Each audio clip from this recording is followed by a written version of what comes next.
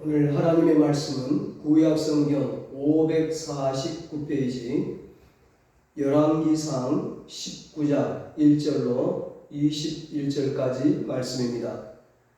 본문을 한번 읽고 말씀을 들으시면 감사하겠습니다. 이 시간 예배드리는 여러분을 하나님께서 사랑의 손길, 능력의 손길로 어루만져 주시기를 주님의 이름으로 축복합니다. 오늘은 하나님이 어루만지면 회복됩니다.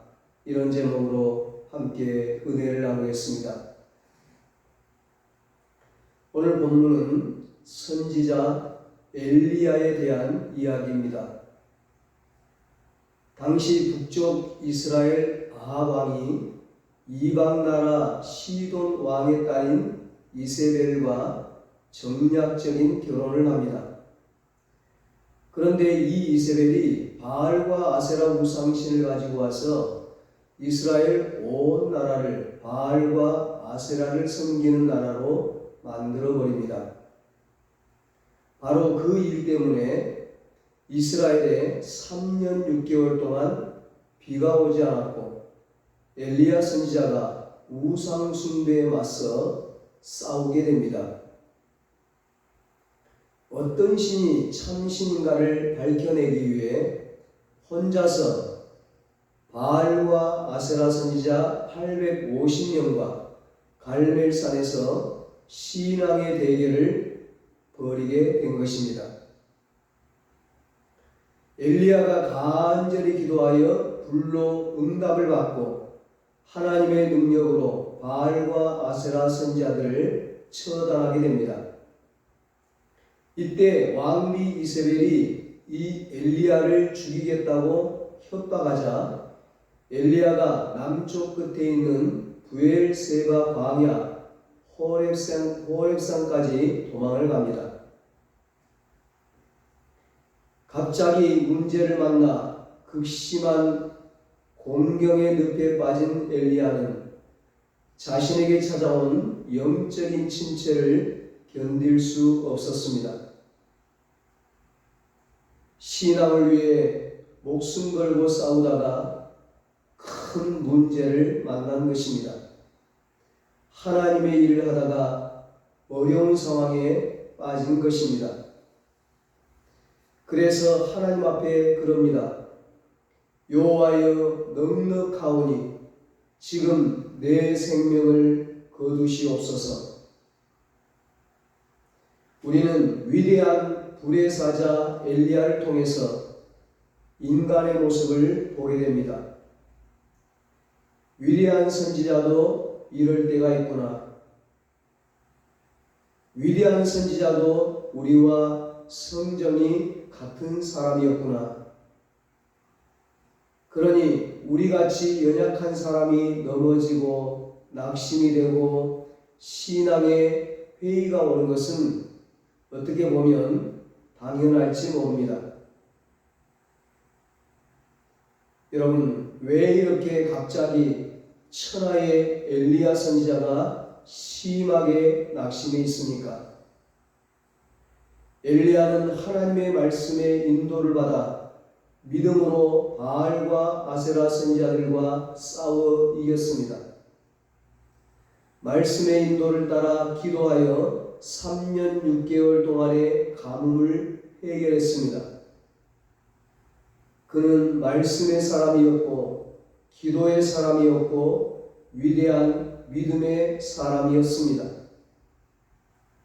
그런데 이번에는 하나님의 말씀의 인도를 받지 않고 사람의 말만을 크게 듣고 두려움에 사로잡혔습니다. 아무리 위대한 믿음의 용장이라도 하나님의 말씀을 듣지 않고 사람의 부정적인 말을 들으면 쓰러질 수밖에 없습니다. 하나님이 함께 하지 않으시면 우리 인간은 아무런 능력도 발휘할 수 없는 무력한 존재인 것입니다. 하나님이 지금 엘리야 선지자에게 그것을 깨닫게 하시는 것입니다. 그렇다면 엘리야가 그 문제 속에서 벗어날 수 있는 길은 무엇일까요? 어떻게 해야 문제를 극복하고 승리할 수 있을까요? 먼저는 하나님의 어루만져 주심이 있어야 합니다. 5절입니다. 로뎀나무 아래에 누워 자더니 천사가 그를 어루만지며 그에게 이르되 일어나서 먹으라 하는지라. 하나님께서 영적으로 지쳐 쓰러져 있는 엘리야에게 찾아오셔서 어루만져 주셨습니다. 엘리야는 너무 지쳐서 나무 아래에 누워 자고 있었습니다. 그때 여호와의 사자 천사가 나타나 엘리야를 깨웠습니다. 그 뒤에 또다시 천사가 엘리야를 깨우고 음식을 주었습니다.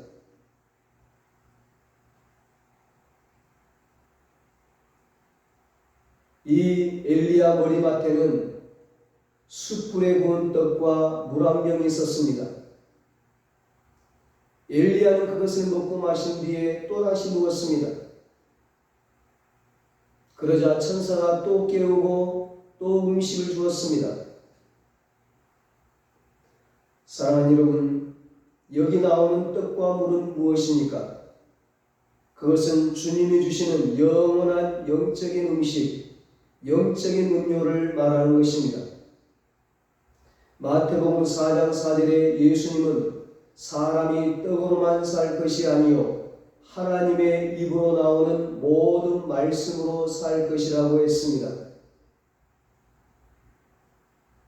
세상에 지쳐있고 온갖 어려운 환경에 지쳐있는 우리가 살 길은 바로 우리의 힘의 근원이 되는 생명수 같은 하나님의 말씀입니다. 이 말씀을 한두 번 먹고 엘리야처럼 다시 누우면 안 됩니다. 계속 먹고 일어나야 합니다. 계속 먹고 힘을 얻어야 합니다. 하나님께서는 우리에게 말씀하십니다. 베드로전서 2장 2절에 갓난아이와 같은 사람에게 말씀은 신령한 젖이라고 했고, 히브리서 5장 12절로 14절에 성장한 그리스도인에게는 고기와 같은 단단한 음식이라고 했습니다. 요한복음 6장 51절에 영적으로 배고픈 자, 죽어가는 자에게는 생명의 떡이라고 했고, 시편 19편 10절에는 금보다도 귀하고 꿀과 송이꿀보다도 더 달다고 했습니다. 하나님은 이렇게 당신의 자녀들이 지쳐서 넘어질 때 찾아오셔서 어루만져 주시고 먹을 것과 마실 것을 주시며 새 힘을 주십니다. 그렇습니다. 하나님은 내 육체를 회복시키고 내 영혼을 소생시켜 줍니다. 하나님의 사람도 넘어질 때가 있습니다. 쓰러질 때가 있습니다.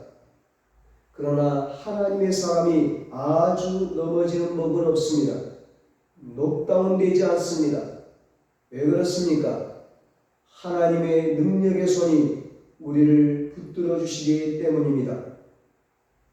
수많은 고난과 역경을 딛고 일어선 다윗이 시편 37편 24절에 찬양합니다. 그는 넘어지나 아주 엎드러지지 아니함은 여호와께서 그의 손으로 붙드심이로다. 아멘. 그렇습니다.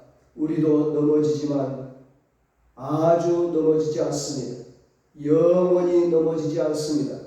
하나님의 능력의 손으로 붙들어 주심으로 우리는 다시 일어납니다. 이 시간 하나님이 여러분을 어루만져 주시기를 축복합니다. 여러분의 자녀를 어루만져 주시기를 축복합니다. 여러분의 부모와 형제들과 가족들을 어루만져 주시기를 축복합니다. 둘째로 문제를 극복하고 승리하기 위해서는 문제를 하나님께 털어놓아야 합니다. 엘리야는 문제에 부딪혔을 때 모든 것을 다 하나님께 털어놓았습니다. 10절에서 엘리야는 이스라엘 자손이 주의 언약을 버리고 주의 단을 헐며 칼로 주의 선지자들을 죽였으며며 오직 나만 남았거늘 그들이 내 생명을 찾아 빼앗으려 하나이다. 자기가 가지고 있는 문제를 다 하나님 앞에 토해냈습니다. 엘리야는 하나님 앞에서 솔직한 심정을 그대로 쏟아놓았습니다. 이것이 중요합니다. 마음을 털어놓을 곳이 있어야 합니다. 나의 고민과 어려움을 내놓고 나눌 대상이 있어야 합니다. 하나님은 우리의 어려운 형편을 마음의 생각이나 걱정이나 염려들을 다 쏟아놓기를 원하십니다. 하나님은 우리의 사정을 다 들어주시는 분이시기 때문입니다. 감정을 하나님 앞에 속이지 말고 있는 그대로 다 표현해야 합니다. 그러면 하나님이 위로해 주십니다. 고쳐 주십니다. 회복시켜 주십니다. 어떻게 해야 문제를 극복하고 승리할 수 있을까요? 세 번째로 하나님의 음성을 들어야 합니다. 12절에 말씀합니다.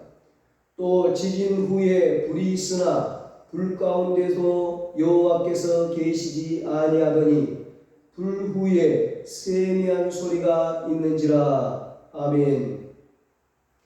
엘리야는 하나님의 음성을 들었습니다. 11절에 보니까 크고 강한 바람이 산을 갈랐습니다. 바위를 부술 정도로 강력한 바람이었습니다. 그러나 그 바람 가운데 여호와는 계시지 않았습니다. 바람 후에 지진이 일어났지만 지진 가운데도 여호와는 계시지 않았습니다. 그러다가 불이 타올랐습니다. 불 가운데도 하나님은 계시지 않았습니다. 그런데 불 후에 하나님의 세미한 음성이 들렸습니다. 하나님의 음성을 들은 엘리야는 새 힘을 얻었습니다. 그 누웠던 자리를 박차고 일어났습니다. 사랑하는 여러분, 우리는 하나님의 음성을 들어야 합니다. 하나님의 음성을 들을 때 우리는 진정 회복될 수 있습니다.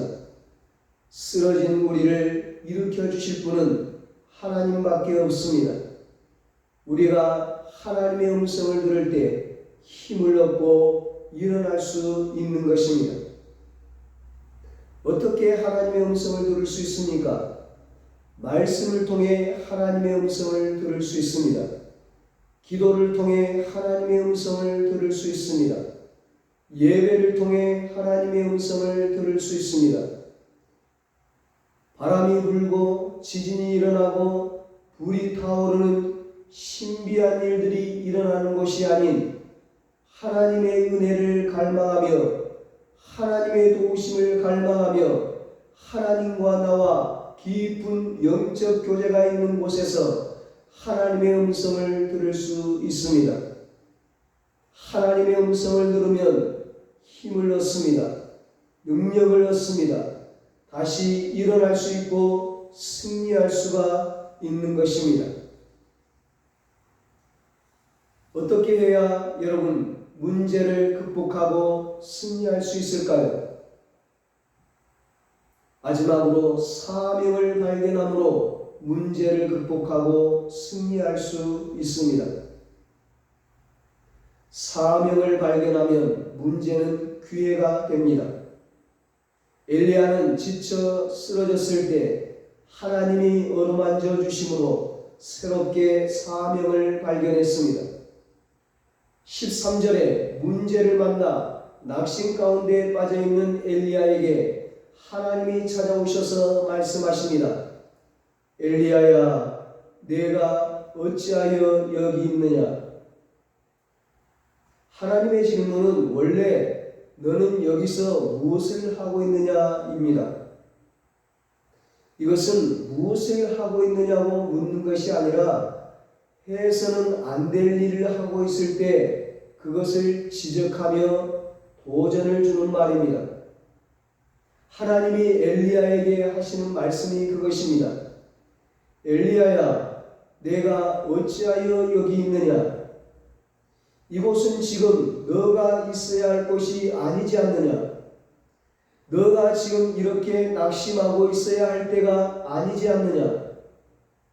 갈멜산에서 위대한 승리를 발판으로 이스라엘 나라를 신앙으로 개혁하고 다시 회복시켜야 할 때가 아니냐? 바알과 아세라 우상에게로 향한 백성들의 마음을 다시 여호와께로 돌이키는 일을 끝내야 할 것 아니냐? 개혁을 완수해야 할 것 아니냐?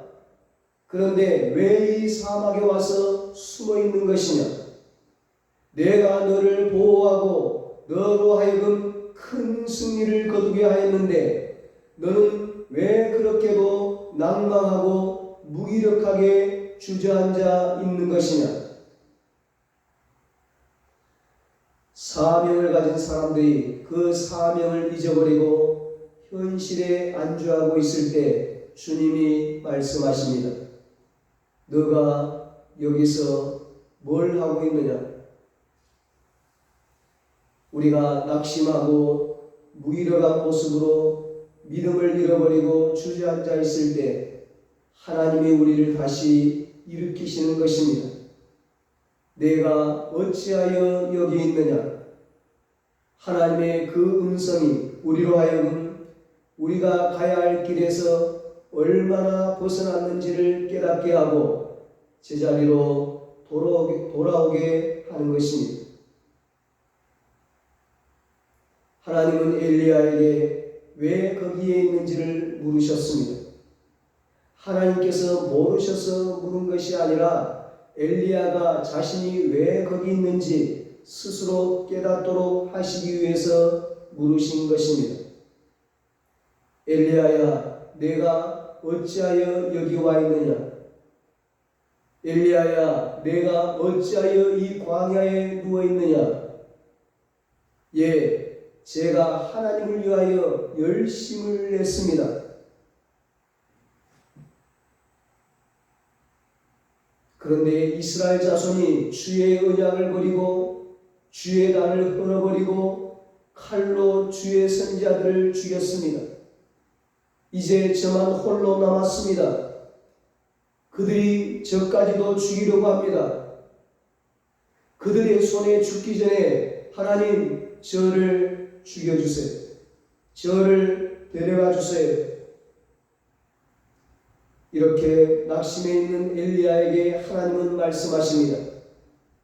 엘리야야, 내가 잘 안다. 너가 얼마나 큰 열심이 있었는지 내가 잘 안다. 너의 입장이 얼마나 어렵다는 것도 다 알고 있다. 너의 생각에는 너 혼자 남은 것 같아 절망적이라 생각하고 좌절하는지 모르지만 너는 혼자가 아니다. 내가 믿음의 사람 7,000명을 남겨놓았다. 저들은 바알에게 무릎을 꿇지 않고 바알에게 입 맞추지 아니한 자들이다. 엘리야야, 너는 사명이 있다. 할 일이 있다. 어서 일어나라. 하나님의 사람 엘리야가 세상 권력에게 몰려 도망하고 쓰러졌을 때 하나님께서 어루만져 주시며 먹을 것과 마실 것을 주어 새 힘을 얻어 일어나게 하셨습니다. 왜 그렇게 하셨습니까? 그에게 맡겨진 사명이 있었기 때문입니다. 15절 16절이 바로 그 사명이었습니다. 다메섹에 가서 하사엘에게 기름을 부어 아람의 왕이 되게 하고 예후에게 기름을 부어 이스라엘의 왕이 되게 하고 엘리사에게 기름을 부어 그를 대신할 선지자가 되게 하라는 것입니다. 예후를 이스라엘의 왕으로 세우시는 것은 이스라엘을 우상 숭배의 파탄으로 몰아넣었던 아합의 시대를 끝내시겠다는 말씀입니다. 아합이 아무리 하나님을 대적하고 불순종한다 할지라도 그의 운명은 여호와 하나님의 손끝에 달려있는 것입니다. 아람은 이스라엘을 침략하여 무더니도 괴롭혔던 적국인데 심지어는 그 적국의 왕까지도 하나님이 세우신다는 것은 하나님이 온 세상을 통치하신다는 것을 말해주는 것입니다. 그러므로 정치나 경제나 문화나 인간의 삶의 모든 영역이 하나님의 통치에 복종하고 하나님께 영광을 돌려야 합니다. 그래서 물이 바다를 덮음같이 여호와의 영광을 인정하는 것이 세상에 가득하게 되는 그날을 바라보며 그 일을 위해 헌신하는 것이 우리 믿는 자들의 사명이요 나아갈 길입니다.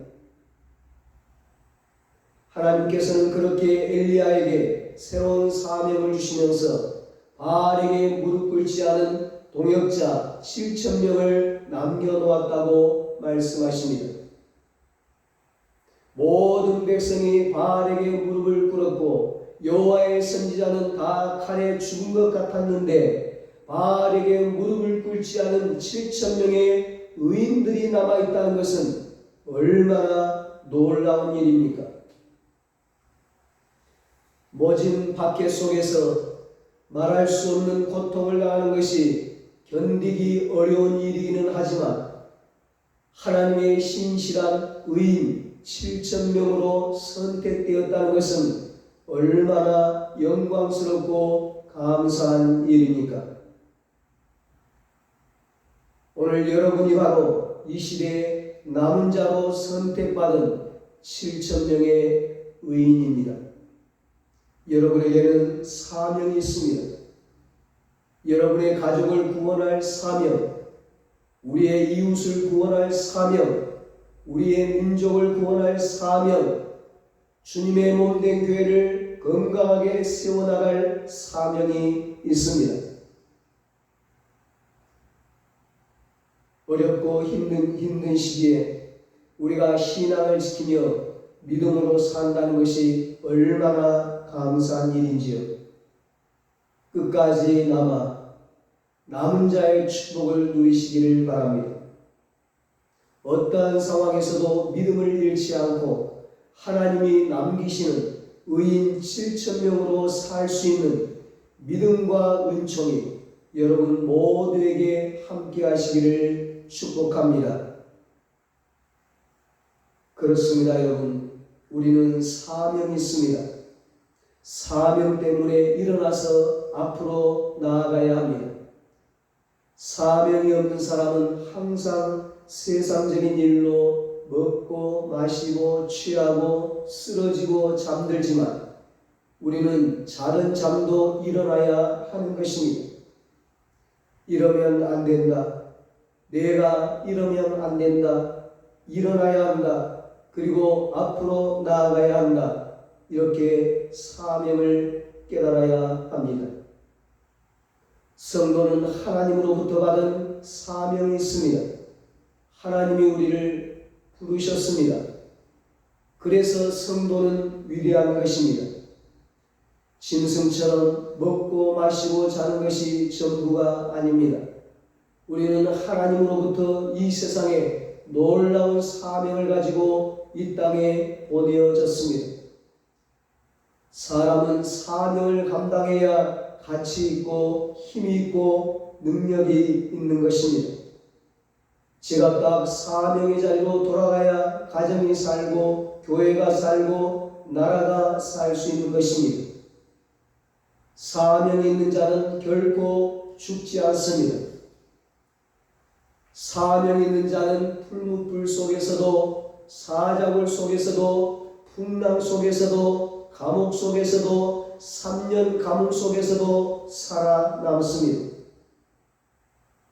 하나님이 지켜주심으로 끝까지 사명을 감당하는 것입니다. 엘리야는 하나님께서 어루만져 주심으로 새 힘을 얻었습니다. 정신을 가다듬고 믿음으로 다시 일어나 사명을 향해 나아갔습니다. 하나님의 음성을 듣고 다시 회복해 성공적인 선지자의 사역을 마무리할 수 있었습니다. 위대한 선지자로 쓰임받게 되었습니다. 사랑하는 여러분, 하나님 안에서는 어떤 문제든지 기회로 바꿀 수 있는 힘이 있습니다.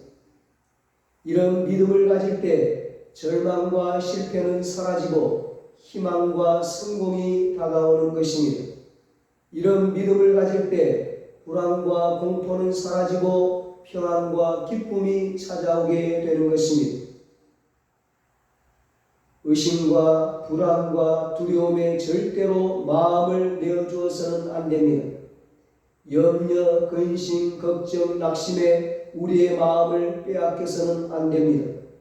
어떤 상황에서도 하나님을 믿는 믿음을 가져야 합니다.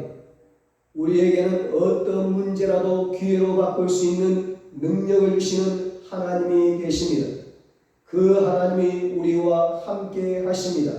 우리를 도와주십니다. 우리에게 힘을 주십니다. 우리에게 능력을 주십니다. 우리를 회복시켜 주십니다.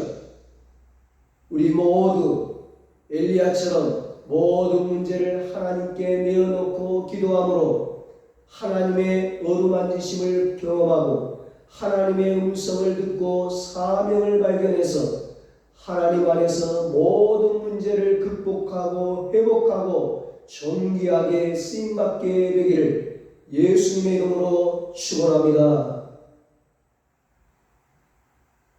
기도하겠습니다. 하나님 아버지, 인생 살면서 신앙생활하면서 주의 사명 감당하면서 지쳐 쓰러져 있는 주의 백성들을 어루만져 주시옵소서. 새 힘을 주시옵소서. 주의 자녀들이 모든 문제를 하나님께 내어놓고 기도함으로 하나님의 어루만지심을 경험하고 하나님의 음성을 듣고 사명을 발견해서 하나님 안에서 모든 문제를 극복하고 회복하고 하나님께 존귀하게 쓰임받게 하여 주시옵소서. 이제는 우리 주 예수 그리스도의 무한하신 은혜와 하나님 아버지의 사랑하심과 성령님의 이루하시고 교통하시고 영원토록 함께 하시는 은혜가 하나님의 어루만져 주심으로 다시 회복하고 일어나 하나님의 사명 감당하기로 다짐하는 사랑하는 모든 성도들과 저들의 가정과 자녀들과 사업과 직장 위에 이 나라 이 민족 위에 이제로부터 영원토록 함께 있을지어다. 아멘.